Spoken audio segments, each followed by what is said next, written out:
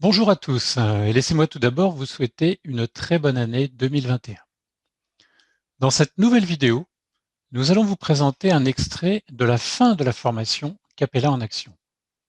Cette fois-ci, il sera question de concepts avancés qui sont abordés au niveau de l'architecture physique lors de la toute dernière demi-journée.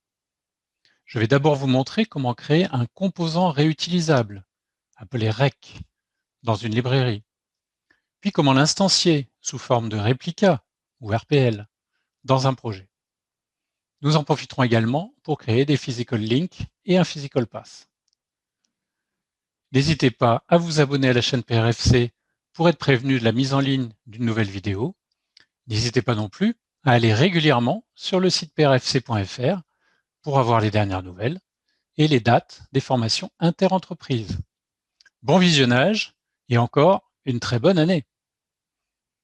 On a dit qu'on aimerait bien faire un émetteur-récepteur VHF ici, un émetteur VHF ici.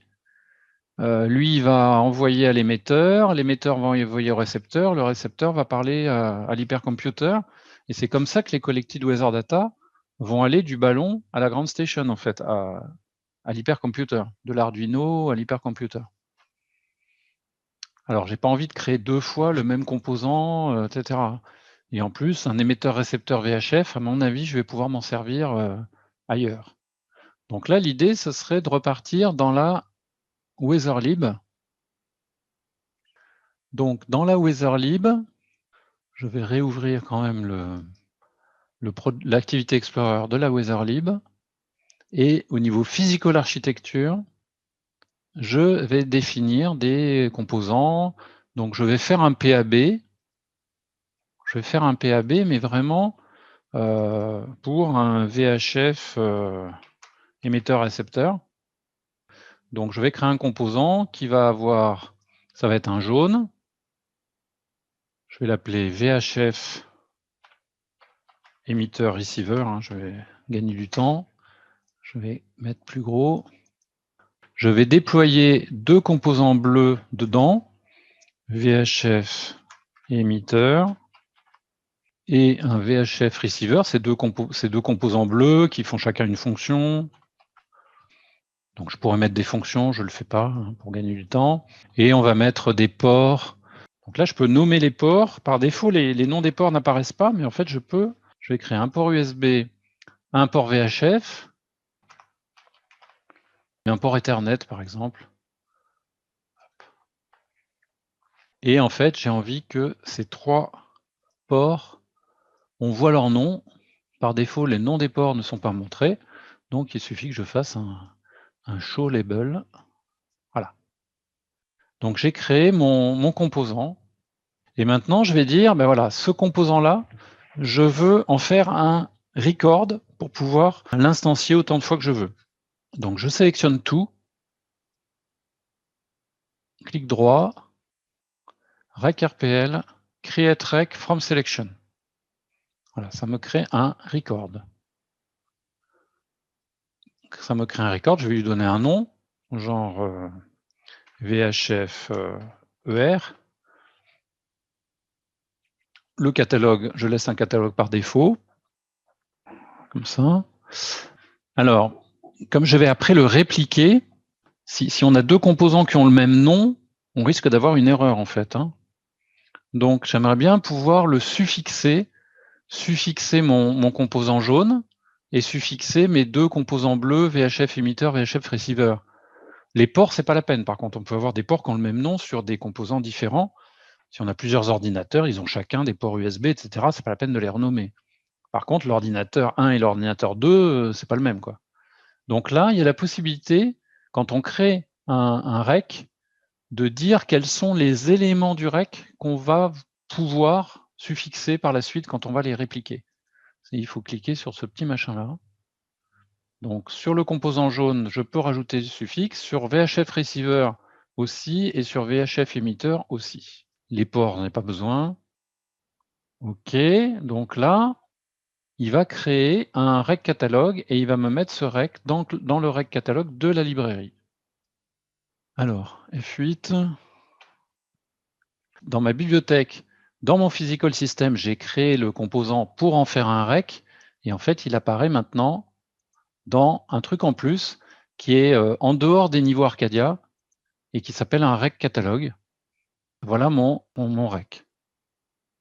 Donc, je crée le record dans la librairie, je fais une sauvegarde, et comme dans mon projet EOL, je référence la librairie, et maintenant, dans mon projet EOL, je vais dire directement, dans mon Helium Balloon, je veux créer un réplica de VHF émetteur-récepteur. Donc, regardez, je fais clic droit dans le Helium Balloon, rec RPL, mais cette fois-ci, je vais dire instantiate RPL from rec. Je veux instancier un réplica à partir du rec. Alors, il me demande quel rec?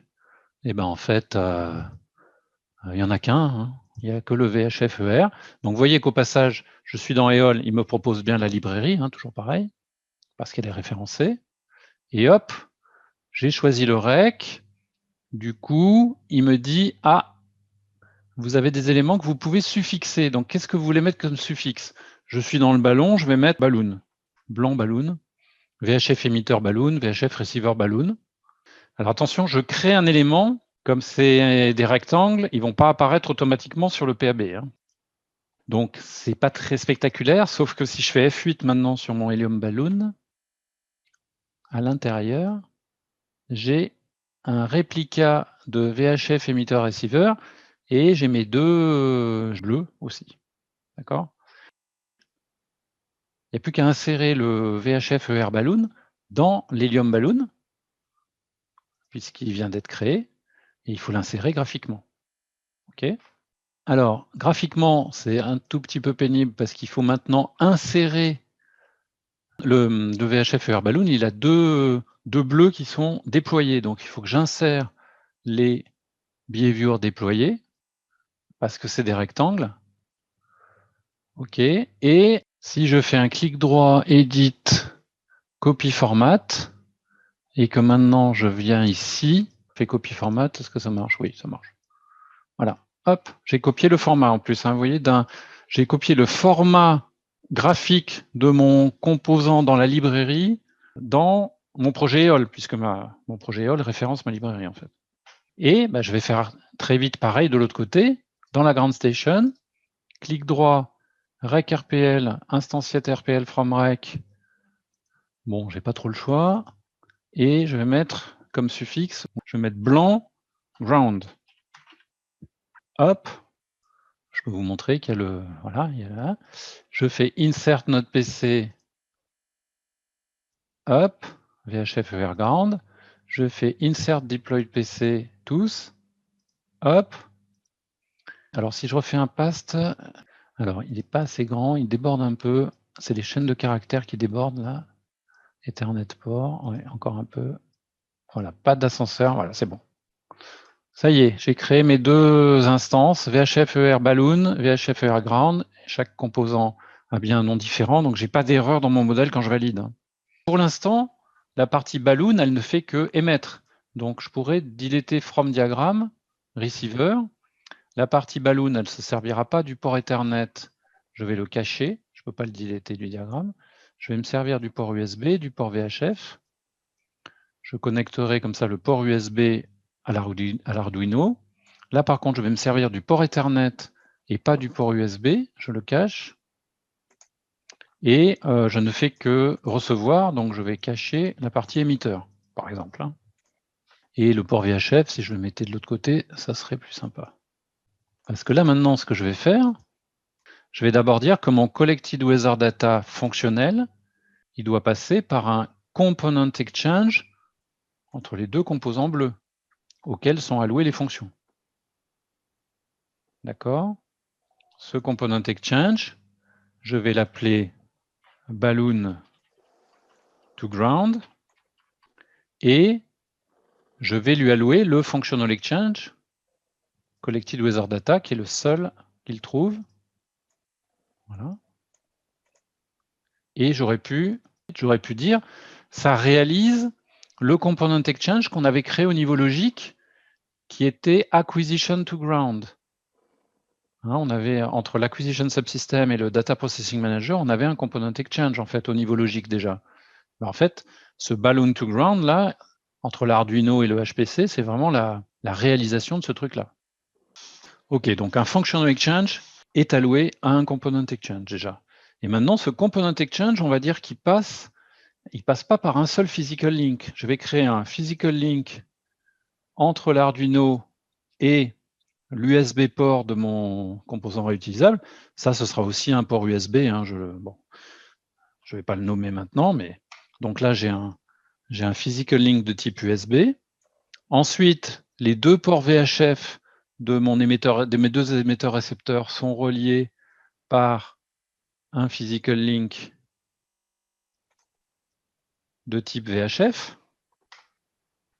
Et mon port Ethernet, il va être relié au port Ethernet de mon hypercomputer à travers les faux plafonds de la ground station. Donc là, j'ai un câble Ethernet de 30 mètres qui passe par les faux plafonds. Là, j'ai un petit câble USB de 50 cm dans le ballon. Et là, j'ai de la VHF sur des milliers de mètres à travers l'air ambiant. Et ce que j'ai envie de dire, c'est que mon component exchange, il passe par ça, puis ça, puis ça. Donc en fait, avec la touche Shift, j'ai sélectionné les 3 physical links, un petit peu comme on avait fait des chaînes fonctionnelles en sélectionnant des flux fonctionnels. Hein. Je peux faire clic droit, physical path, create a physical path. Et je vais l'appeler VHF downlink. Donc, vous voyez ce qu'il m'a fait, il a mis en bleu, un peu comme les chaînes fonctionnelles, il a mis en bleu et il a surligné, il a créé un truc entre les ports là pour montrer finalement un chemin physique. Contrairement à une chaîne fonctionnelle qui est orientée, un chemin physique, je n'ai pas insisté, mais les ports physiques sont bidirectionnels, les liens physiques sont bidirectionnels par défaut. Donc les chemins physiques sont bidirectionnels aussi en fait. Et maintenant, je vais pouvoir dire que mon balloon to ground component exchange passe par tout ce chemin physique et pas seulement par ce lien physique VHF. Si je sélectionne que VHF, là, VHF, il ne me propose pas le component exchange parce qu'il n'est pas cohérent. Le port de sortie du component exchange, il appartient à ce composant jaune et pas à celui-là. Par contre, le physical path, il part bien d'ici et il arrive ici. Donc là, normalement, je vais pouvoir allouer. Voilà, il trouve que c'est normal. Et donc, je peux allouer le component exchange au physical path.